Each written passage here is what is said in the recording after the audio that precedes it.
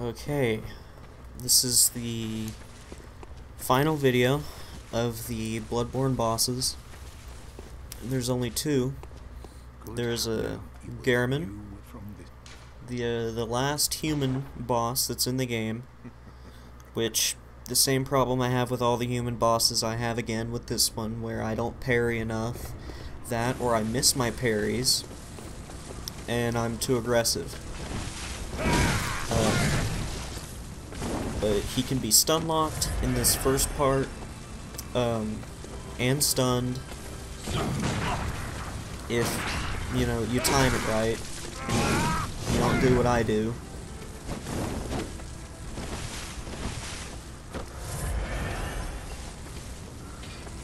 He doesn't have too many attacks this first phase. He doesn't change things up until his second phase, when he switches from his scythe to his single blade and gun.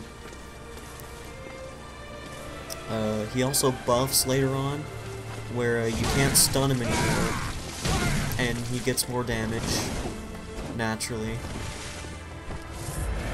A longer range weapon is better for this fight, and not this short range one that I use, because he dodges around a lot, so you might miss a bunch of your attacks. Like, Ludwig's Holy Blade is a really good one for this boss.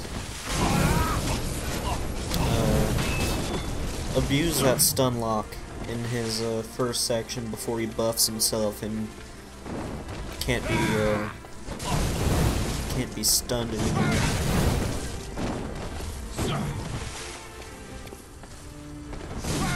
This is the attack. This is the phase when he's using his blade that you can attack him the best, because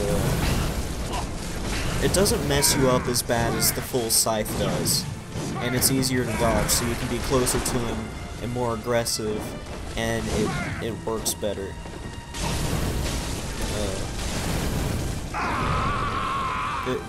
It's another boss that's more of an endurance challenge. Like, if you can survive long enough to fight him. At least if you play aggressively like I do, it's an endurance fight. But if you're really good at parrying, it's probably just a breeze for you.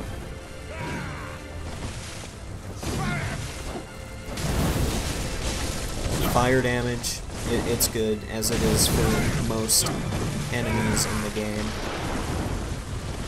Other than, fireworks for pretty much all of the enemies except for Lawrence, the first car, that buffed up cleric beast in the DLC.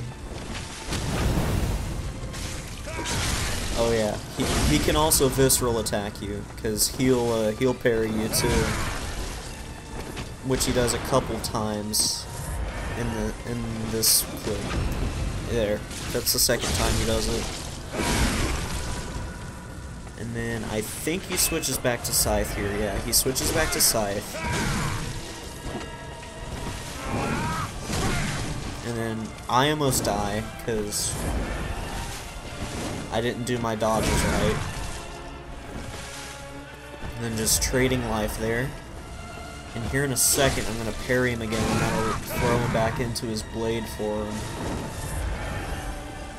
Yeah, right here. It's going to do that, and then parried. That charged attack where he has a scythe behind his back, that's the best one for parries. That's the easiest one to get it on.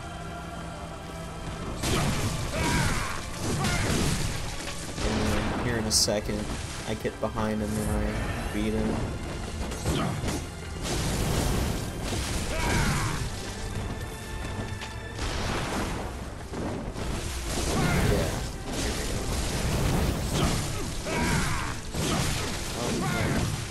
There we go. And now it's time for the secret boss, which only unlocks if you've eaten 3 of these very specific items, called umbilical cords. You eat 3 of those, and then the moon presence shows up, and it tries to absorb you, but you've had those 3 items, so it can't. So it sees you as a threat, and it fights you.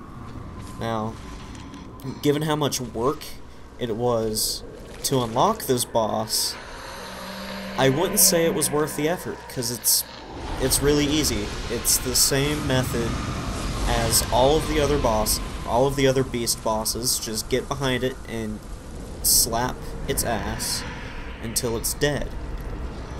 And it has a really small health bar compared to most beast bosses.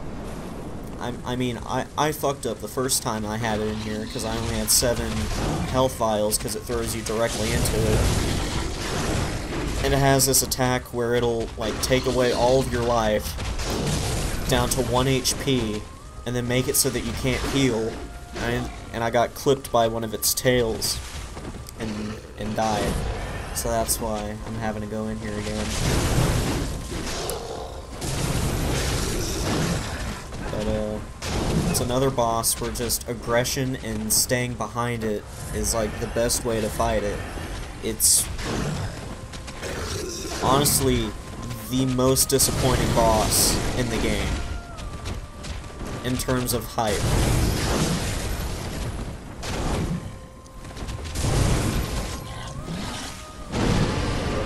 See that move right there? It lowers your health all the way to 1.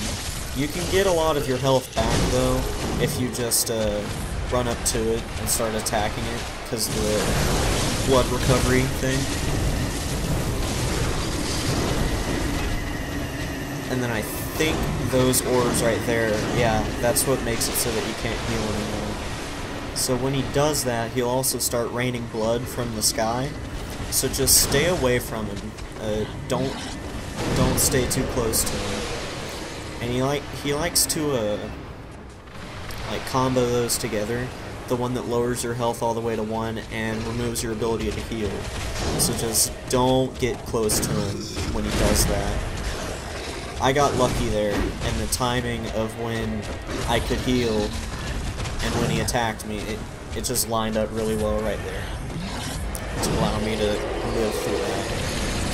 Then I think here I just run in and start abusing him, and that's when it's over. Yeah. So that's every boss in Bloodbourne. I beat it at level 98. And yeah. I'll let the ending run its course, and I will see you in the next game, which will probably be Sekiro, Shadows Die Twice. Okay. See ya.